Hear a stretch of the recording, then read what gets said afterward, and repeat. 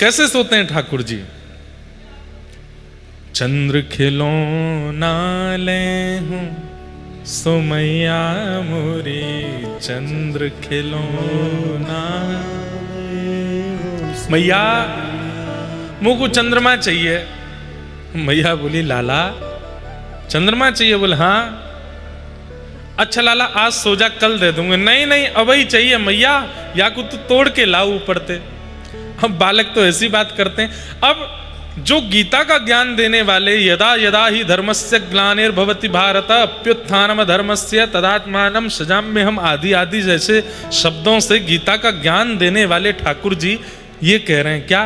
चंद्र खिलौना ले हूं। मैया की गोद में लेटे हैं, खिड़की के पास में ठंडी ठंडी हवा चल रही है, तो मैया खिड़की के पास लेकर के बैठी है। और ठाकुर जी इतने में ही देखे मैया जी कहाँ है, ये ऊपर चमक रो कहा है जी कहाँ है? तो मैया ने कही लाला जी चंद्र खिलौना है। बस खिलौना नाम सुनते ही ठाकुर जी मचल गए, मुझको तो यही चाहिए। मैया बोली आज ना मिलेगा कल दूंगी। ना देगी मैया? बोले ना दूंगी। ना देगी? ना दूंगी। सोनो तो दूर, ठाकुर जी गोदी से उछल के नीचे आए गए। जय हो लोट अब ही धरेण पे, जय हो लोट अब ही धरनी। ब्रज भाषा है, समझ में आ रही है? अच्छा कई मैयाओं के बालक ऐसे होते हैं,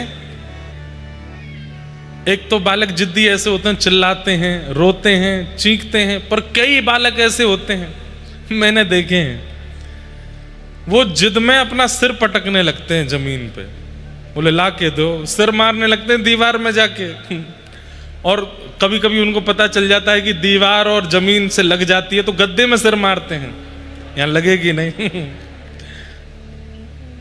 कई बालक मैंने देखे वो अपने जोर से अपने बाल खींचते हैं अपनी मां को दिखाते हुए। कितना इमोशनली टॉर्चर करते हैं मैयाओं को। ये लाला भी, कन्हैया भी ऐसे ही हैं।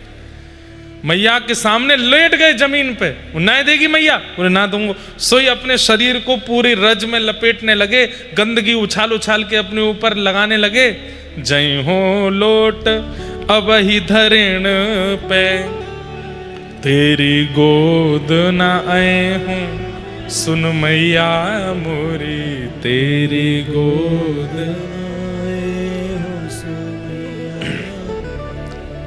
मैया ने जैसे ही देखी रज लिपटाए रहो है, गंदगी उछाल रहो है। मैया बोली लाला देख ले ऐसा मत करे। वो ना मैया ऐसा ही करूंगा अब तो मैं।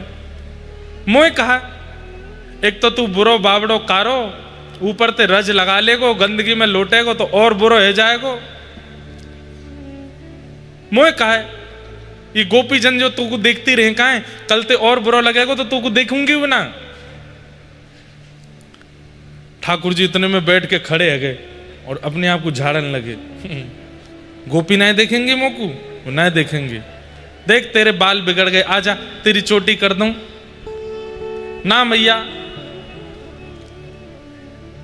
अब मैं तोते अपनी बेड़ी नहीं गुथाऊंगा, अपनी चोटी नहीं बनवाऊंगा, मैं ऐसे ही रहूंगा। अब तू मोकू या तो चंद्र खिलौना दे, नहीं तो मैं अपने बालन को और भुज्जा से बना लूंगा। सो मैया बोली मोह कहा है, जुआ पड़ जाएंगी तेरे बालन में, एक दिन तो को खींच के ले जाएंगी जमुना जी में फेंक देंगी। अच्छा मैया जुआ पड़ जाएंगे? बोले हाँ ले बना ले।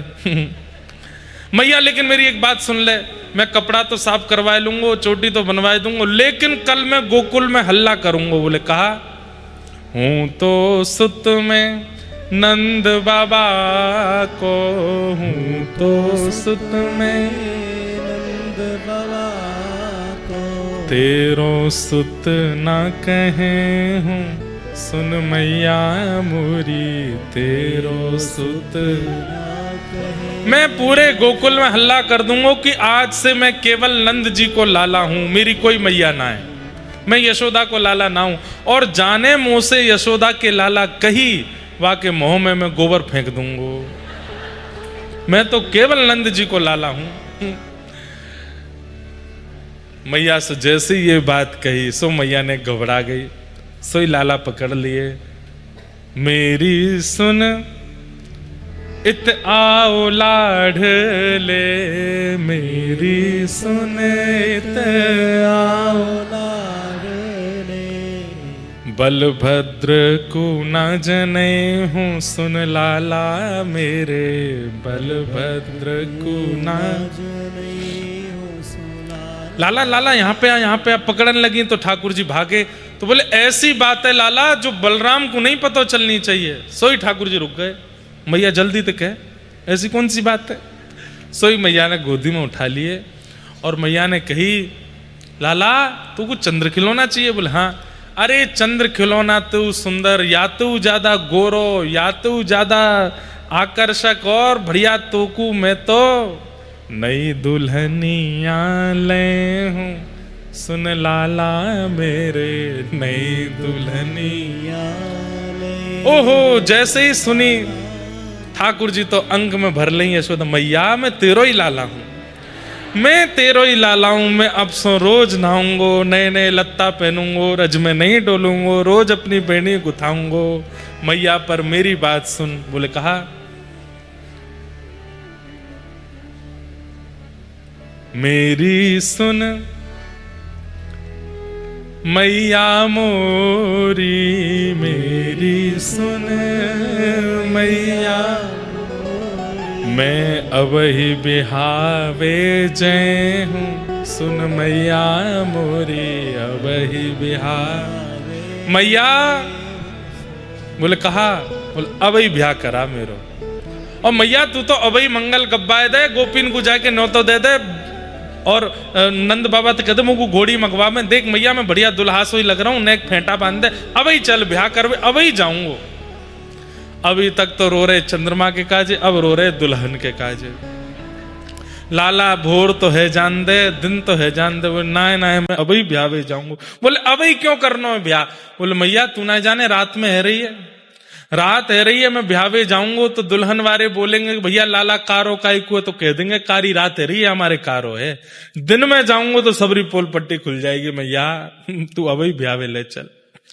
ये क्या है, ये निर्मल यश। नारद जी महाराज वेद व्यास जी से कह रहे हैं कि आपने हर जगह ठाकुर जी को परब्रह्म दिखाया है, कहीं ऐसा दिखाया। बोले नहीं दिखाया। बोले इसीलिए आपका मन अशांत है। परब्रह्म की चर्चा सुनकर के लोग भयभीत हो जाएंगे। परब्रह्म की चर्चा सुन के लोगों के चित्त में आस्था जगेगी, विश्वास जगेगा, समर्पण जगेगा।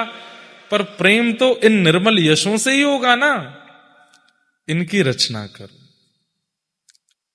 वो ठाकुर जी प्रेमी कैसे हैं, वो ठाकुर जी ब्रज में कैसी लीला करते हैं, उनका अंतरंग भाव, उनका प्रभाव तो बहुत दिखा दिया। आप स्वभाव दिखाओ, स्वभाव कैसा है। तब वेद व्यास जी महाराज ने श्रीमद् भागवत की रचना की। बोलो भागवत महापुराण की। जिस भागवत में भगवान का निर्मल यश कहा गया है। बंधुओं, छोटे छोटे संकेत हैं ठाकुर जी की ब्रज लीला में, कौन कौन सी लीला की है। और उन्हीं संकेतों से अष्ट सखाओं ने, सूरदास जी ने, मीराबाई ने और जितनों ने भी ब्रज साहित्य को आया, उसी भाव से ही सुनकर के सबने उसका विस्तार कर दिया, उसका प्रकाश कर दिया। उद्गम इन ब्रज लीलाओं का तो है भागवत से ही, श्रीमद् भागवत से ही ये सब प्रकट हुआ है। ऐसी भागवत की कथा की वेद व्यास जी ने रचना की। और रचना करने के बाद अपने सुपुत्र सुखदेव जी को प्रदान की।